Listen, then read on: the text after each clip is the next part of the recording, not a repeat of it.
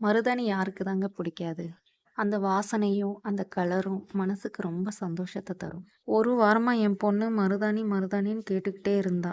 அவளுக்காகவே இன்னைக்கு கண்டிப்பா மருதாணி வச்சே ஆகணும் அப்படின்றதுக்காக பக்கத்துல இருக்கிற மருதாணி செடிக்கு போய் நாங்களே பறிக்க ஆரம்பிச்சிட்டோம். அந்த செடி பார்த்தீங்கன்னா, ரொம்ப வருஷமாவே இருக்கு. அத செடின்னே சொல்ல முடியாது. மரம் மாதிரி அவ்ளோ பெருசா இருக்கு. கீழ கொஞ்சம் கூட இலை இல்ல. ஏன்னா அடிக்கடி அந்த இலைய தான் எல்லாரும் யூஸ் பண்ணுவாங்க. ஹைட்ல தான் நெறைய இலை இருந்துச்சு. முடிஞ்ச அளவு நாங்க பறிச்சுட்டு வந்துரலாம் அப்படின்ட்டு வந்துட்டோம். நானு, சிவன்யா, அம்மா, பிரணவ் எல்லாருமே சேர்ந்து தான் மருதாணி இலைய பறிச்சோம். மருதாணி பறிக்கிறதுலேருந்து லாஸ்ட் வரைக்கும் வீடியோவ பாருங்க. ஏன்னா நடுவுல நடுவுல சின்ன சின்ன டிப்ஸ் சொல்லியிருக்கேன். அது வந்து உங்களுக்கு ரொம்பவே யூஸ்ஃபுல்லா இருக்கும்.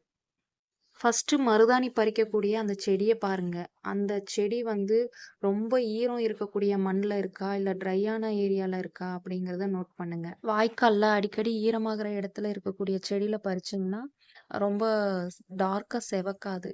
ஆரஞ்சு கலர்ல தான் செவக்கும். முடிஞ்ச அளவு புதுசா வச்ச செடியில பறிக்காம, ரொம்ப நாள் ஆன செடியில வந்து பறிச்சு வையுங்க.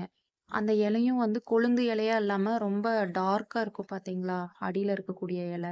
அந்த இலையா பறிச்சு வையுங்க. அரைக்கிறதுக்கு முன்னாடி அந்த இலைகள்ல இருக்கக்கூடிய சின்ன சின்ன குச்சியெல்லாம் தூக்கி போட்டு அதுக்கப்புறம் அரைங்க.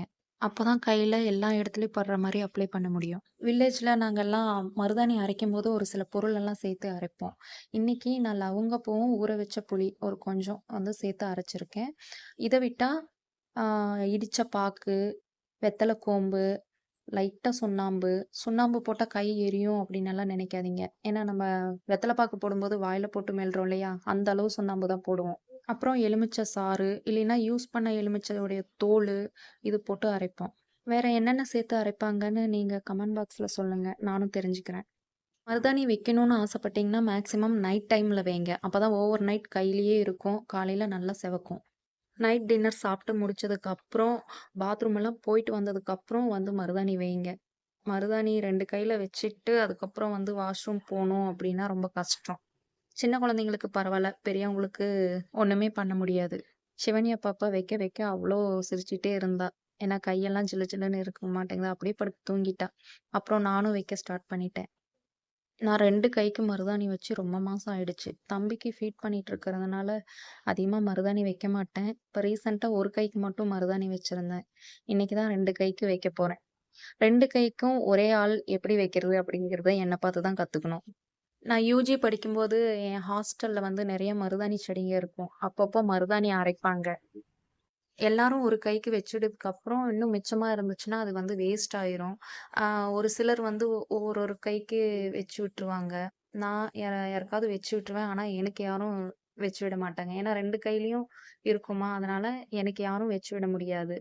அதுக்காக நான் என்ன பண்ணேன்னா, ஒரே விரல்ல வந்து இன்னொரு கைக்கும் இந்த இந்த வீடியோல பார்த்துட்டு இருக்கிற மாரி நான் வைக்க ஸ்டார்ட் பண்ணேன். அந்த ஒரு பழக்கத்தினால எப்ப மருதாணி வச்சாலும் நான் எனக்கு 2 கைக்கும் நானே வச்சுப்பேன். ஒரு விரலுக்கு மட்டும் யாராவது வச்சு விடுற மாரி இருக்கும். அதுவும் ஒரு சில டைம் யாரும் இல்லைன்னா, ஒண்ணும் பிரச்சனை கிடையாது. அந்த விரல்ல வைக்கிறதுனால அந்த விரல் வந்து நல்லாவே செவந்துரும். கையில மருதாணி வைக்கும்போது ரொம்ப திக்காவும் வைக்காம, ரொம்ப தின்னாவும் வைக்காம மீடியமா வைங்க. ரொம்ப தின்னா வச்சீங்கன்னா வந்து அதிகமா செவக்காது. ரொம்ப அதிகமா மொத்தமா வச்சீங்கனாலும் சீக்கிரம் காயாது. காலையில வரைக்குமே கை ஈரமாவே இருக்கும். ஒரு மாதிரி ஊறி போயிரும். அதாவது மீடியமா வச்சா நல்லாருக்கும். சீக்கிரமா ஒரு நைட்ல காய்ஞ்சிரும். மருதாணி அரைக்கிறவங்க அதிகமா பண்ற மிஸ்டேக் என்ன தெரியுமா? தண்ணி அதிகமா சேர்த்துருவாங்க. ஏன்னா, மிக்ஸில அரைக்கும்போது ஃபர்ஸ்ட்டு மருதாணி இலைகள சேர்த்துட்டு, பல்ஸ் மோட்ல விட்டு, ஸ்பூன் எடுத்துக்கங்க. ஸ்பூன்ல தண்ணி சேர்த்து கொஞ்சம் கொஞ்சமா சேர்த்து அரைச்சீங்கன்னா, உங்களுக்கு கரெக்ட்டா வரும். ஒவ்வொரு டைமும் அரைச்சுட்டு, உள்ள அந்த இலைகளையெல்லாம் நகர்த்தி விட்டு, அதுக்கப்புறம் அரைங்க. அப்பதான் ஈவனா எல்லாம் அரைப்படும். மருதாணி வைக்கிறதுக்கு முன்னாடி உங்களுடைய நெகத்துல நெயில் பாலிஷ் வச்சிருந்தீங்கன்னா, அத ரிமூவ் பண்ணிட்டு மருதாணி வையுங்க. அப்பதான் அந்த நெகத்துல நல்லா டார்க் கலர்ல செவக்கும். ஒரு சிலர் மருதாணி காஞ்சதுக்கப்புறம் சக்கரை தண்ணி அப்ளை பண்ணுவாங்க. நான் பார்த்துருக்கேன். ஆனா நான் ஒரு டைம் கூட அப்ளை பண்ணது கிடையாது. நல்லா செவந்திருக்கு. சிவன்யாக்கு கையில மட்டும் இல்ல, கால்லயும் வச்சு விட்டோம். காலையில எந்திரிச்சதுமே அந்த மருதாணிய பார்த்துட்டு ரொம்ப சந்தோஷப்பட்டா. இந்த வீடியோல சொன்ன டிப்ஸ் உங்களுக்கு யூஸ்ஃபுல்லா இருந்துச்சுன்னா, நம்ம சேனலுக்கு சப்போர்ட் பண்ணுங்க.